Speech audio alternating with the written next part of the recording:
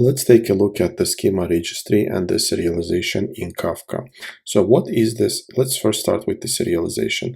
What is the serialization?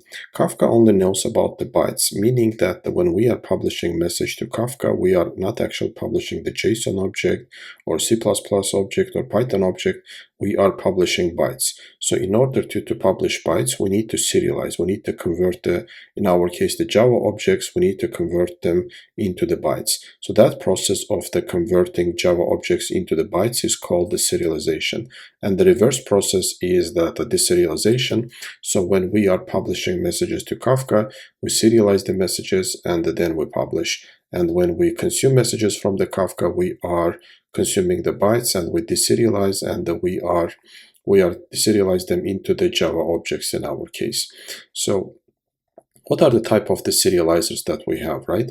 So the type of the serializers we have, well, the first one that we have used so far is the string serializer. It's the most simple one. It's basically a simple text-based serialization. So in our case, for example, we are serializing, let's say, hello. Our message is hello that we are sending to Kafka as UTF-8 bytes. So besides the string serializer and the serializer, we have also byte array serializer. Basically, it's for sending a raw byte arrays. And the next one is the JSON serializer and the deserializer. JSON serializer is, what is the advantage of it? The advantage is that it converts Java objects into the JSON text. It's a human readable. It uses libraries such as Jackson or JSON, but the disadvantage is that they usually it weights more than the alternatives. So what else we have? We have also JSON schema serializer. It uses the JSON but enforces the schema validation. So we are using also schema in this case. That so far we have used all this is text-based serialization. So text that we are serializing into the binary. The next one is that binary formats. So for the binary formats, the most widely used, the first one is the Avro. So for that, we are using Avro serializer and deserializer. So what's the Avro serializer? Avro serializer is a compact binary format. All these three following Avro, protobuf, and the thrift is binary format. So it requires schema. That's the disadvantage. So we need to maintain the schema. And if it requires a schema, how we can make sure that we are creating a schema in these three cases, right? How we can make sure that the how we can make sure that the producer and the consumer using the same schema. So for that purpose, we are using a schema registry. We are going to talk about that a bit later.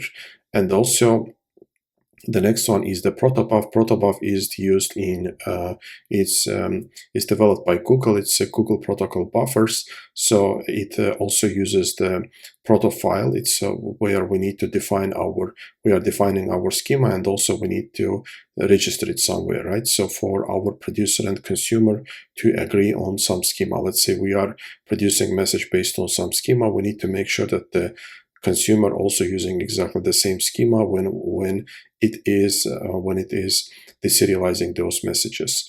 And the same for the same binary format, we also have thrift. So now let's go take a look at what is the schema registry. What the schema registry, as I said, is just a separate service. Is a separate service where we are, as the name suggests, where we are registering our schema. So let's say that we have several producers and we have several consumers, and we need to all of them agree on the same schema. So how we can do that? The best way to do that is, and the way it's done in Kafka, is to create a separate service that will where we are registering schema when we are publishing messages, and when we are consuming, we are going to the same schema registry and fetching the schema, and then we are consuming message and validating against that schema. So how it works internally, how the schema registry works internally. First, when producer send the schema to schema registry during the startup, or when we are first send the message, when we are send the first message with that producer. The next one is that the schema registry saves all the Kafka, so all the metadata that is in the schema registry, it saves that into the Kafka internal topic schemas. So also it assigns for each schema a unique ID. When message is published to the when producer sends the message to schema registry, it assigns that a unique ID. We are using that unique ID and sending the message to Kafka with that unique ID. And when the consumer consumes the message, the first 4 bytes is the ID of the message from the schema registry. So it goes and fetches from the schema registry that schema and deserialize the message based on that schema. So now let's go and see that what is the message structure when we are using a schema, right? When we are using a schema, the message structure in this case, the first one is when we are sending a message to Kafka, right? The first byte is, as I said, we are sending to Kafka bytes, right? So the first byte that we are sending to Kafka is it's called a magic byte. It's basically a version of message format, and the next 4 bytes is the ID, schema ID, right? When we are sending a message to schema, when we are registering a schema in the schema registry, it assigns a byte to that schema, and we are using that as the first 4 bytes to when we are sending the message to the to the Kafka. And also the rest of the message that we are sending to Kafka, rest of the bytes is just the serialized message data. So that's what happens. What's the message structure that we are sending to Kafka, and also what we have for the schema registry, right? For the schema registry, because our schema may evolve, so which means that we may have a newer version of the schemas. We may have, or let's say that the message that we are sending that should be compatible with the older version and for the newer version. For the schema registry, we have four types of the compatibility. One is that the backward compatible, forward compatible, and usually in production we are using a full, which is that the backward and the forward compatible at the same time. And also we can also set the compatibility level to the none, which means that the no check will be performed, right? And it may break our deserialization. So now let's go ahead and look to our schema registry, right? Schema registry, as I said, it's a separate service. So what we need to do is, it doesn't come with the standard Kafka. We need to download it from the Confluent. And here we have our schema registry, right? If we go here we have our schema registry start, which I have already started. So here I have started 3 services. The first service is, as usual, we are starting a zookeeper, an orchestrator, then we are starting our Kafka cluster. So I've started only one Kafka cluster because I'm using local setup, and also we are starting a separate service, schema registry, right, where we are registering our schemas. So now let's go ahead and test 3 cases, right? 3 cases that we have. The first one is that the first one that I have here is JSON, right? So when we are sending a JSON to the topic, let's say that we have a user's JSON topic where we are producing a message, and also we have what? We have so in the same file I have producer and consumer. So what we do here, as usual, right? We are defining our Kafka server, we are defining the serializer that we are using, and we are defining the producer serializer, key serializer, and the value serializer. Since it's JSON, we are using a string serializer, and what we do next is after defining our configs, we are creating a producer, and here we are using a Jackson library, right? So what we do is we are creating a mapper, and we are creating a JSON user that's just a Pojo file where we have 2 fields, right? Name and the age, and also we have here a constructor that is taking name and age and creating an object. So what we do here is we are creating an object. Let's say that we have name is Alice and the age is 30. And so what the mapper does is mapper creates for us and it creates for us a JSON object, right? It's in the string format. So after that, we are sending that to the Kafka topic, and we are sending the Kafka topic. And in the next one, we are using here consumer, and the consumer is the same. So we have what we have for the consumer, right? So we are defining again the server for Kafka, and also we are defining a group ID. We are now here, we are defining deserializers, right? We are defining deserializer, keys deserializer, and value deserializer. And for both of them, we are defining strings. So we are creating a consumer, and we are subscribing from our topic. And when we are subscribing, so what we do is we are pulling a message, and we are reading a value, and we are converting that to using again the same mapper that we have created earlier. We are converting whatever we have received, string message that we have received, to the JSON, to the Pojo class, right? We are converting our JSON to the Pojo class, and we are printing the value. Let's go ahead and run it and see that it works as expected. So we are running it. So before doing that, right, before it throws an error, and the reason is that for Avro and the proto, we are defining the schemas, but we need to generate for them Pojo classes. So we are not adding them manually. So we are just adding the schemas here, and we have here in our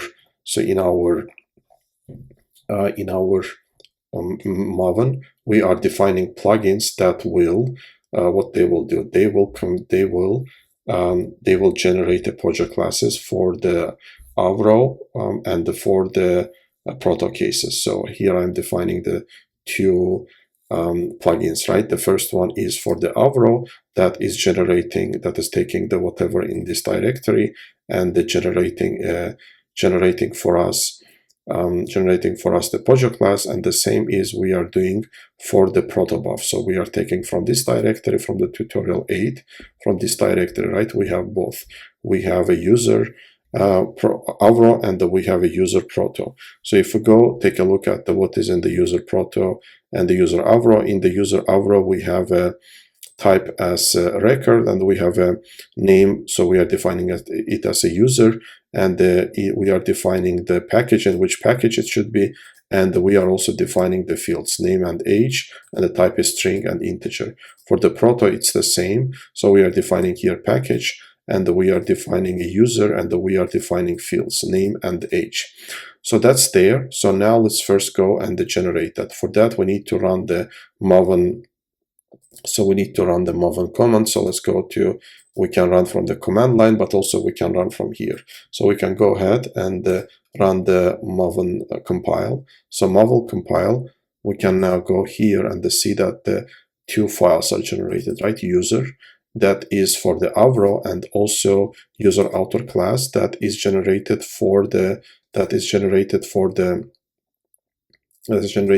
protobuf. Let's close it, and let's now check our first case. Our first case is that the JSON file, right, for the when we are using a JSON serializer. So for that, let's run it.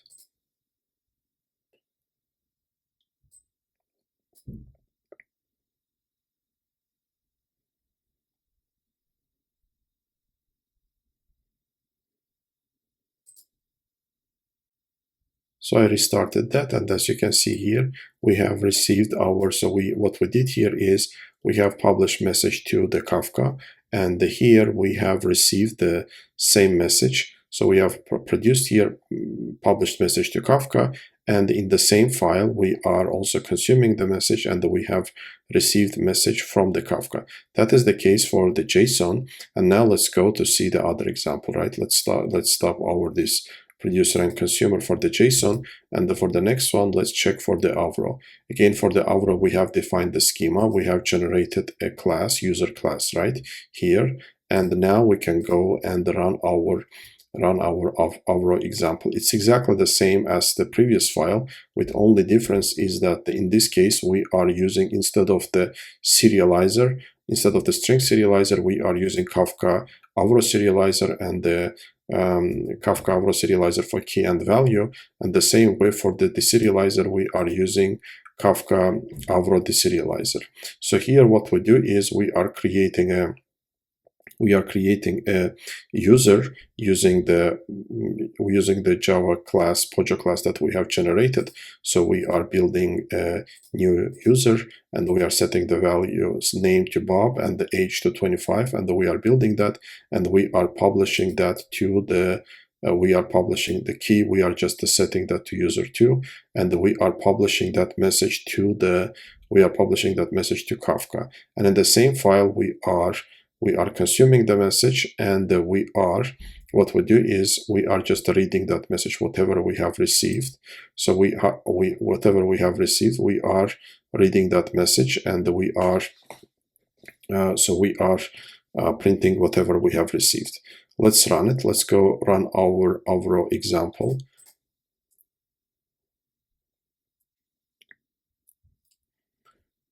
So again, I restarted that, and as you can see here we have received, what we did here, right? We have created a message with the Avro format based on the schema that we have just generated, and based on the project class that we have generated based on the schema, and we have published that message into the Kafka, and after that we consumed that message and generated and printed whatever we have received from the Kafka. So that's for the Avro, and now let's go and see that what we have for the proto. In the proto, as I said, we are defining again the package. We are defining whatever our message that we are sending to Kafka, and based on that we are generating a project class. In our case, it's called the user author class, and using that, what we do here, right? Again, everything is the same as in the previous case. In this case, what we do, so for the key we are using a string, that's why we are using here string serializer, but for the value we are using a proto, right? So we are using here protobuf serializer. So we are using a protobuf serializer. Here what we do, we are using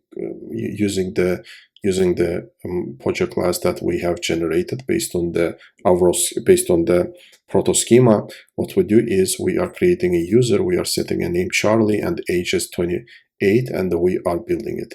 And the next one is that we are sending that message to the Kafka, and after that we are consuming that message from the Kafka. What is different here, right? The only difference is that for the deserializer, for the value deserializer, we are using again Kafka protobuf deserializer. And also we are defining one more value here, which is the specific protobuf value type. We are defining that as a user class, right? So we need to specify the protobuf class. And that's it. After that, we are consuming the message, and we are printing whatever we have received. Let's stop our example, and now let's start our protobuf, right? The last one. Let's start it. Okay, I had to start that twice, and that's why we are receiving the message twice here. We have received the proto from the Kafka, and we have received the message in the proto format, in the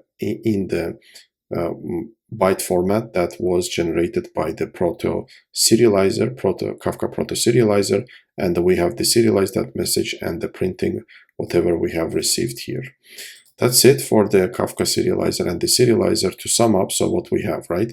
So we have, if we are using the string serializer for the cases like a string, or for the cases of let's say we are publishing a JSON, then in that case we are just simply using a string serializer.